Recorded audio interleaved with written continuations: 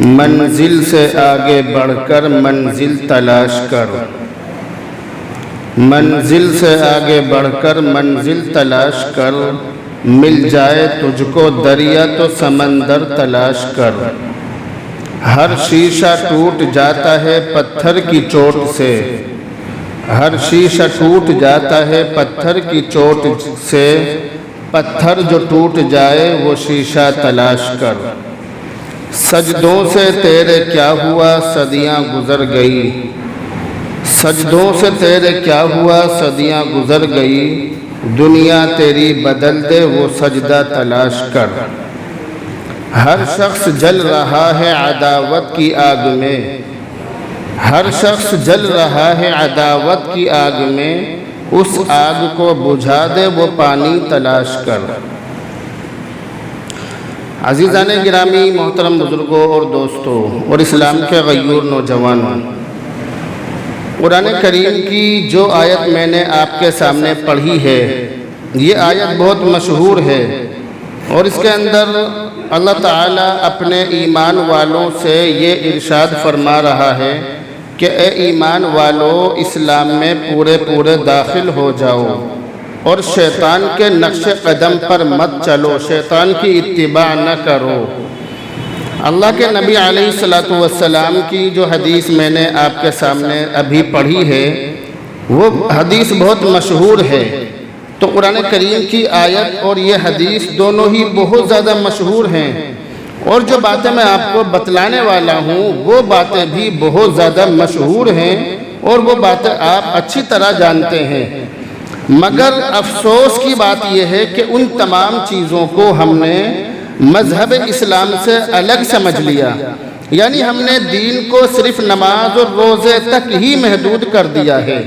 ہم نے یہ سمجھ لیا ہے کہ نماز اور روزے کا نام دین ہے، ہماری مسجد کی چار دیواری میں ہی دین ہے، جبکہ حقیقت یہ ہے کہ ہماری جو نمازیں ہیں، نماز ہی نہیں ہے۔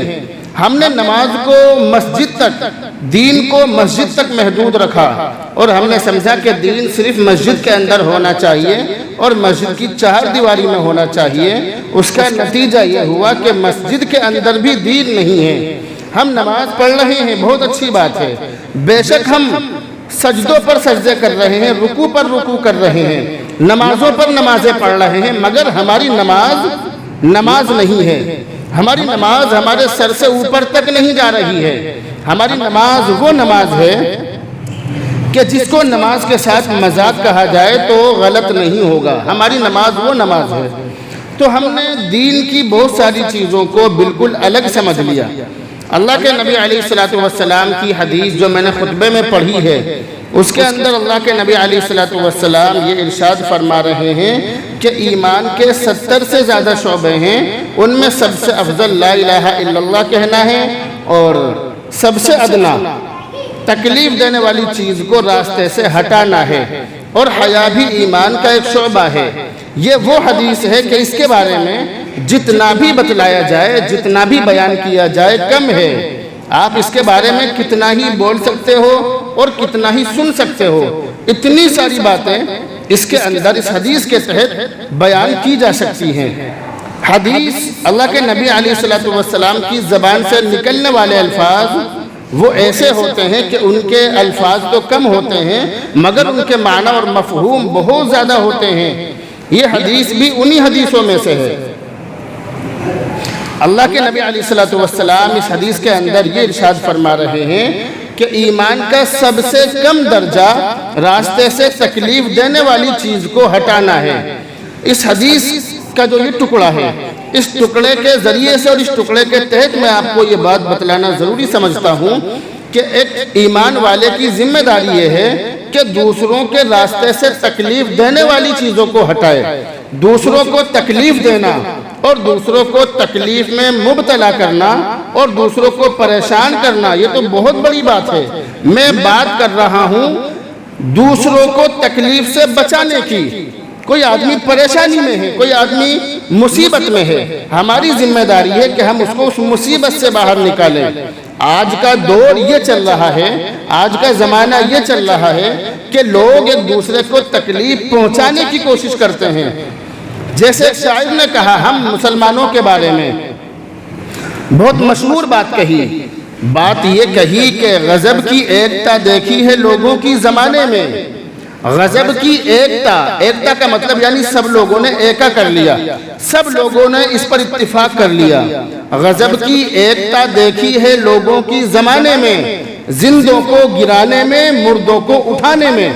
پوری دنیا کے مسلمانوں نے اس بات پر اتفاق کر لیا ہے کہ زندے کو ترقی نہیں کرنے دینی ہے اور مردے کو زمین پر نہیں گرنے دینا ہے۔ یہ مسلمانوں نے اتفاق کر لیا۔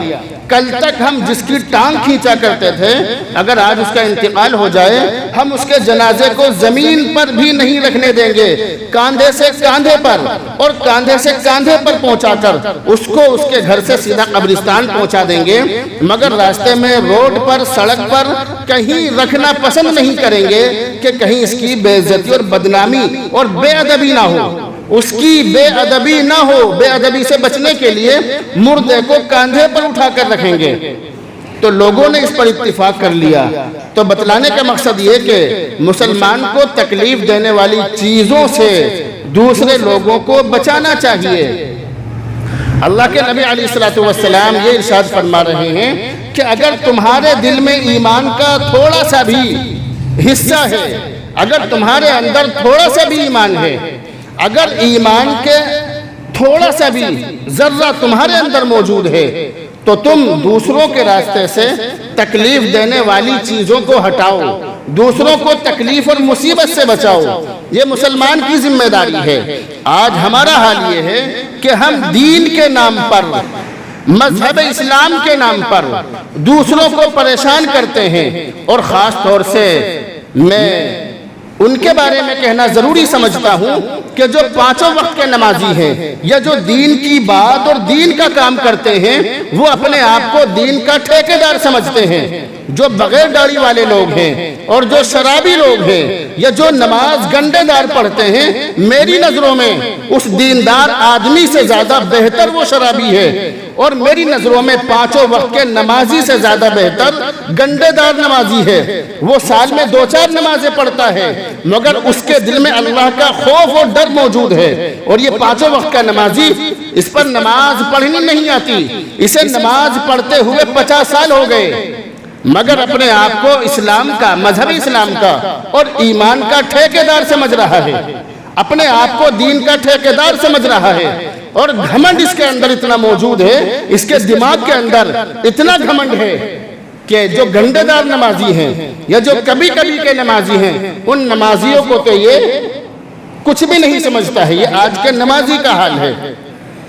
میں شکایت نمازیوں سے کروں گا، شراب پینے والوں سے اور کبھی کبھی نماز پڑھنے والوں سے میری شکایت نہیں ہے۔ آج کی شکایت ان لوگوں سے ہے کہ جو اپنے آپ کو دین کا ٹھیکیدار سمجھ رہے ہیں، جو اپنے آپ کو صف اول کا نمازی سمجھتے ہیں، جو اپنے آپ کو یہ سمجھتے ہیں کہ امام کے قریب ہمیں بیٹھنا ہے، جو اپنے آپ کو یہ سمجھتے ہیں کہ پہلی صف میں ہمارا قبضہ ہے۔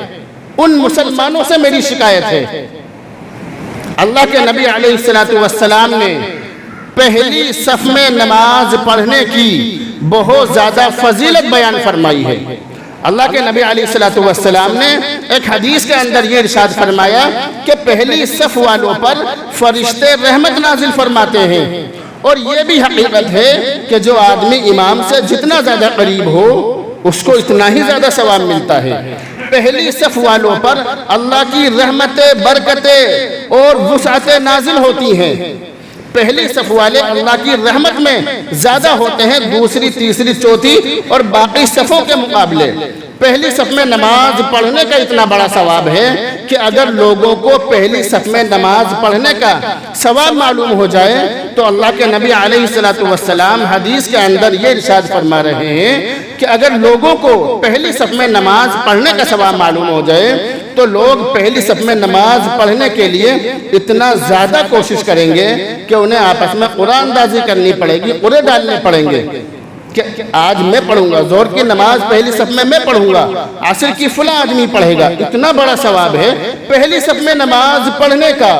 مگر دوسری طرف اللہ کے نبی علیہ الصلوۃ والسلام حدیث کے اندر یہ ارشاد فرما رہے ہیں من ترک الصف الاول، جس نے پہلی صف کو چھوڑ دیا لوگوں کو تکلیف سے بچانے کے لیے. مثال کے طور پر پہلی صف میں جگہ نہیں ہے، پہلی صف میں جگہ بالکل بھی نہیں ہے، ایک آدمی کی بھی جگہ نہیں ہے، مگر آدمی ہے کہ آ کر زبردستی صف میں گھس رہا ہے، مؤذن کے اوپر چڑھنے کو تیار ہے. مستقل کے جو نمازی ہیں ان نمازیوں کو نماز پڑھنے نہیں دے رہا ہے. وہ سمجھ رہا ہے کہ میں تو 5 وقت کا نمازی ہوں، پہلی صف میں کھڑے ہونے کا میرا پورا حق ہے، تو لوگوں کو تنگ کر رہا ہے، پریشان کر رہا ہے. ایسا آدمی اللہ کو پسند نہیں ہے. اگر پہلی صف میں جگہ نہ ہو تو آپ کو اجازت نہیں ہے، اجازت ہی نہیں بلکہ آپ کے لیے جائز نہیں ہے کہ آپ پہلی صف میں زبردستی گھسو، آپ کے لیے جائز نہیں ہے. الفاظ پر غور کرتے رہیے جو میں بتلا رہا ہوں. پہلی صف میں گھسنا آپ کے لیے زبردستی گھسنا جائز نہیں ہے. آج لوگوں کا یہ حال ہے کہ پہلی صف میں زبردستی گھستے ہیں. اسی وجہ سے کہتا ہوں، بار بار کہتا ہوں کہ لوگوں کی نظر، عام لوگوں کی نظر کسی ایک حدیث پر ہو سکتی ہے یا کسی بھی مسئلے کے ایک پہلو پر ہو سکتی ہے، مگر عالم کی نظر ہر مسئلے کے دونوں پہلوؤں پر ہوتی ہے. اللہ کے نبی علیہ الصلوۃ والسلام نے بہت ساری حدیثوں کے اندر پہلی صف میں نماز پڑھنے کی فضیلت بیان فرمائی ہے، تو ایک دوسری حدیث کے اندر اللہ کے نبی نے یہ ارشاد فرمایا جس نے پہلی صف کو چھوڑ دیا لوگوں کو تکلیف سے بچانے کے لیے اور وہ دوسری یا تیسری صف میں کھڑا ہو گیا. یہ حدیث کے الفاظ ہو بہو نقل کر رہا ہوں، یعنی حدیث کا ترجمہ، مفہوم نہیں بیان کر رہا ہوں بلکہ حدیث کا ترجمہ بیان کر رہا ہوں. اللہ کے نبی فرما رہے ہیں جس نے پہلی صف کو چھوڑ دیا لوگوں کو تکلیف سے بچانے کے لیے اور دوسری یا تیسری صف میں کھڑا ہو گیا، اس آدمی کو پہلی صف میں نماز پڑھنے سے ڈبل ثواب ملے گا. اتنا ثواب جتنا ثواب پہلی صف میں نماز پڑھنے سے ملتا اس کو دوسری یا تیسری صف میں کھڑے ہو کر نماز پڑھنے سے اس سے ڈبل ثواب ملے گا، کیونکہ اس نے ایک مسلمان کو تکلیف سے بچایا ہے. بیان کرنے کا مقصد سمجھ لیجئے. شروع میں اللہ کے نبی کی حدیث پڑھی تھی کہ مسلمان کو تکلیف سے بچانا، کسی شخص کو بھی تکلیف سے بچانا یہ ایمان کا کم سے کم درجہ ہے، سب سے کم درجہ ہے. جو لوگ پہلی صف میں زبردستی گھستے ہیں، مجھے امید ہے اس مسجد کے اندر بہت سارے مسجدوں کے نمازی موجود ہیں، مجھے امید ہے کہ وہ کسی بھی مسجد میں پہلی صف میں اگر جگہ نہ ہو تو زبردستی نہیں گھسیں گے انشاءاللہ. کہو زور سے انشاءاللہ. ہاں بالکل نہیں گھسیں گے. نماز پڑھنے میں اتنا ثواب نہیں ملے گا جتنا ایک مسلمان کو تکلیف پہنچانے میں ملے گا. آپ کو جہاں جگہ مل جائے کھڑے ہو جاؤ. 2 منٹ کی بات ہے، 5 10 15 منٹ کی بات ہے. ضروری نہیں ہے کہ آپ پہلی صف میں گھسو، جگہ ہو یا نہ ہو آپ پہلی صف میں گھسو، یہ ضروری نہیں ہے. بہت بڑا گناہ ہے، اگر جگہ نہ ہو تو بہت بڑا گناہ ہے، نہیں گھسنا چاہیے. آگے چلتے ہیں. اللہ کے نبی علیہ الصلوۃ والسلام نے جمعے کی نماز میں پہلے آنے والوں کے لیے بہت ساری فضیلتیں بیان فرمائی ہیں اور یہ ارشاد فرمایا کہ پہلے آؤ اور امام کے قریب بیٹھنے کی کوشش کرو، زیادہ سے زیادہ قریب بیٹھنے کی کوشش کرو. پہلے آؤ، پہلے بیٹھو. جو پہلے آئے گا اس کو زیادہ جگہ اچھی جگہ ملے گی اور جو بعد میں آئے گا اس کو بعد میں جگہ ملے گی. مگر ہمارے یہاں پر یہ حال 2-4 سالوں سے نہیں ہے، 100-200 سالوں سے ہو سکتا ہے، بہت لمبے زمانے سے ہو سکتا ہے کہ کچھ لوگ جو یہ سمجھتے ہیں کہ ہم دبنگ ہیں یا ہمیں کوئی کچھ نہیں کہہ سکتا یا ہم ننگ ہیں یا ہم کچھ بھی کریں کسی کی ہمت نہیں ہے جو ہمیں بول بھی دے. وہ کیا کرتے ہیں؟ سب سے آخر میں آئیں گے. آنے کے بعد وہیں کھڑے کھڑے، ہر مسجد کا یہ حال ہے، وہیں کھڑے کھڑے دیکھیں گے کہ جگہ کہاں پر ہے. پھر سب کی گردنیں، سب کے کاندھے پھلانتے ہوئے سب سے آگے پہنچ جائیں گے. اللہ کے نبی علیہ الصلوۃ والسلام نے حدیث کے اندر جہاں یہ ارشاد فرمایا کہ جمعے کی نماز میں پہلے آؤ تاکہ تمہیں امام کے قریب جگہ ملے، وہیں یہ بھی ارشاد فرمایا کہ کسی کی گردن پھلان کر مت جاؤ، اس سے ایمان والے کو تکلیف ہوگی جو کہ تمہاری ہلاکت کا سبب بن سکتا ہے. اس لیے جو لوگ جمعے کی نماز میں بعد میں آتے ہیں اور بعد میں آ کر لوگوں کے کاندھے پھلانگ کر آگے پہنچ جاتے ہیں، اللہ کے نبی علیہ السلام نے ان کو اس عمل سے بالکل منع کیا ہے۔ تو بتلانے کا مقصد یہ ہے کہ ایمان والوں کو یا کسی کو بھی تکلیف پہنچانا تو بہت بڑی بات ہے، یہ تو آدمی کے بے ایمان ہونے کی نشانی ہے۔ اس حدیث کے اندر تو اللہ کے نبی ارشاد فرما رہے ہیں اگر تھوڑا سا بھی ایمان ہے تمہارے اندر تو اپنے ایمان والے بھائی کو تکلیف سے بچاؤ۔ تکلیف پہنچانا تو دور کی بات ہے، کوئی دوسرا اسے پریشان کرے تم اس کی مدد کرو، تم اسے تکلیف سے بچاؤ۔ اور آگے چلیے، ہمارے یہاں پر مسجدوں کے اندر یہ حال ہے کہ مسجدوں کے اندر لوگ وضو خانے میں، بیت الخلا میں تھوک دیتے ہیں، اپنی بلغم، ناک، ریٹ وغیرہ سب وہیں چپکا دیتے ہیں، دیواروں پر چپکا دیتے ہیں وضو خانے میں چاروں طرف۔ یہاں کا حال نہیں ہے، سب جگہ یہی ہے، بہت ساری جگہوں پر بس ناک میں سے نکالی پھینک دی، کہیں بھی چپکو۔ مؤذن ہے، مسجد کا خادم ہے، مسجد کے جو کمیٹی کے لوگ خود جانے، ہم تو رہٹ پھینکنے کا کام ہے ہمارا، صاف کون کرے گا؟ مسجد والے۔ یہ حال ہے ہمارا۔ اللہ کے نبی علیہ السلام کی مشہور حدیث ہے، حضرت ابو ذر رضی اللہ تعالی عنہ سے مروی ہے، اللہ کے نبی علیہ السلام نے ارشاد فرمایا کہ میرے اوپر میری امت کے اچھے اور برے اعمال پیش کیے گئے۔ میری امت قیامت تک جتنے بھی اچھے کام کرے گی سب کے سب میرے سامنے پیش کیے گئے، مجھے بتلائے گئے۔ اسی طرح میری امت کے برے کام سارے کے سارے میرے سامنے پیش کیے گئے۔ اللہ کے نبی علیہ السلام کے سامنے اچھے اور برے کاموں کی لسٹ پیش کی گئی۔ اللہ کے نبی علیہ السلام یہ ارشاد فرما رہے ہیں اچھے کاموں میں سے ایک کام یہ بھی ہے، وہ جو اچھے کاموں کی لسٹ پیش کی گئی اس میں سے ایک کام یہ بھی ہے کہ کسی کو بھی تکلیف سے بچانا، یہ اچھا کام ہے، بہتر کام ہے، اپنے ایمان والے کو تکلیف سے بچاؤ۔ برے کاموں کی جو لسٹ پیش کی گئی اس کے اندر ایک برا کام اور غلط کام، گناہ کا کام یہ بھی پیش کیا گیا کہ لوگ اپنے ناک میں سے یا منہ میں سے بلغم یا رہٹ نکال کر مسجد میں پھینک دیں اور اس کو دفن نہ کریں۔ یہ اللہ کے نبی علیہ السلام کے زمانے کی بات ہے۔ اس زمانے میں کچی مسجدیں ہوا کرتی تھی، لوگ تھوک دیا کرتے تھے، پھر اس کو مٹی سے برابر کر دیا کرتے تھے۔ آج کا زمانہ وہ نہیں ہے، آج کے زمانے میں مسجدوں کے اندر مہنگے سے مہنگے پتھر لگے ہوئے ہیں، تو آج کے زمانے میں اس کو برابر یا دفن نہیں کیا جا سکتا۔ آج کا زمانہ یعنی فراوانی کا زمانہ ہے، بہت زیادہ پانی ہے تو آدمی اس کو بہا دے، نہیں بہائے گا تو گناہ گار ہوگا۔ تو ہمارے یہاں مسجدوں میں بیت الخلا، وضو خانے اتنے گندے رہتے ہیں، اتنے گندے رہتے ہیں کہ اللہ کی پناہ، اللہ بچائے۔ ایسا نہیں لگتا کہ یہ مسلمانوں کی مسجدوں کے وضو خانے ہیں، بلکہ ایسا لگتا ہے جیسے اخور ہوتی ہے، یہ اس طرح کی چیزیں ہوتی ہیں جہاں پر گندگی بھری ہوئی ہو۔ یہ حال ہے ہمارا۔ انگریز کے زمانے میں، جب انگریز کا زمانہ تھا، آزادی کا زمانہ چل رہا تھا، جامع مسجد دہلی کے پاس ایک انگریز رہا کرتا تھا۔ انگریز مسلمانوں کو دیکھ کر مسلمان ہو گیا، اب وہ جامع مسجد میں نماز پڑھنے کے لیے آنے لگا۔ تو دہلی کی جامع مسجد میں جو حوض بنا ہوا ہے، اس حوض کی جو نالی ہے، لوگوں کا آج بھی یہ حال ہے، رہٹ نکالیں گے، تھوک دیں گے، سب کچھ اسی میں، نالی بند کر دیں گے۔ اب وہ انگریز نماز پڑھنے کے لیے آیا کرتا تھا، آزادی کے زمانے کی بات ہے، تقریباً 70-80 سال پرانی بات میں آپ کو بتلا رہا ہوں۔ وہ آیا کرتا تھا، اس نے دیکھا کہ نالی کے اندر بہت یعنی گندگی بھری ہوئی ہے، بلغم وغیرہ سب کچھ اس میں بھرا ہوا ہے۔ اس نے جامع مسجد میں جھاڑو رکھی ہوئی تھی، جھاڑو لے کر صفائی کرنی شروع کر دی۔ ایک بڑے میاں جو بہت پرانے نمازی تھے، جنہوں نے بالغ ہونے سے لے کر بوڑھے ہونے تک نمازیں پڑھی تھی، مسجد کی چٹائیاں توڑی تھی، مسجد کے فرش توڑ دیے تھے، ان کے ماتھے پر سجدے کا نشان تھا۔ وہ کہنے لگے کہ تو انگریز ہو، تو مسلمان ہو گئے، لیکن پھر بھی تیرے اندر سے انگریز والی بات نہیں گئی۔ تو مسلمان ہو گیا مگر پھر بھی تیرے اندر سے انگریز والی حرکت نہیں گئی۔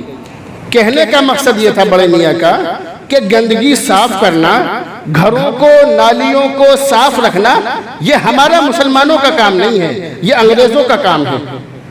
ہے الٹی بات یا نہیں؟ بتاؤ منہ سے بول کے، نہیں بول الٹی بات ہے نہیں؟ ہمارا کام ہے صفائی رکھنے کا، غیر مسلموں کا نہیں ہے۔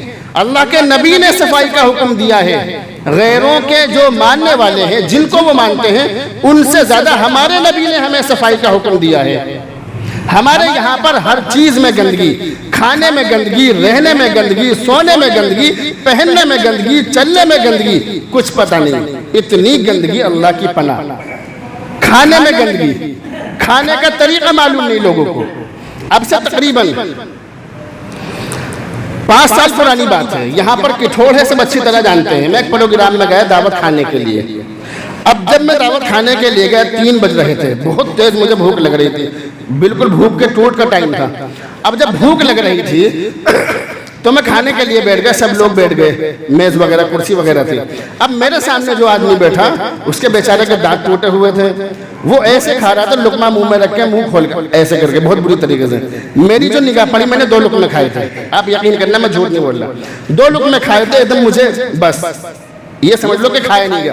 میں وہاں سے اٹھ کر فوراً گاڑی پکڑ کر سیدھا گھر آیا، آنے کے بعد میں عصر کے بعد میں کھانا کھایا۔ اتنا برا حال ہے کھانے میں بھی، یعنی سامنے والے کو اس بات کی پرواہ نہیں ہے کہ میرے کھانے کے طریقے سے سامنے والے کو الٹی بھی ہو سکتی ہے یا نہیں۔ منہ بند کر کے کھانا چاہیے، اپنی زبان اس طرح سے باہر مت نکالو کہ سامنے والے کو الٹی ہو جائے، سامنے والا تمہاری زبان کی گندگی کو دیکھ کر کھانا پینا چھوڑ دے۔ اس طرح سے ان باتوں کا دھیان رکھنا چاہیے۔ اللہ کے نبی علیہ السلام نے گھروں کے سامنے کا جو حصہ ہے اس کو بھی صاف رکھنے کا حکم دیا ہے۔ ہمارے یہاں پر یہ حال ہے، گھر میں سے گندگی نکالیں گے گھر کے باہر پھینک دیں گے، یہ ہمارے یہاں پر حال ہے۔ گھر میں سے کوڑا نکالا گھر کے باہر پھینک دیا۔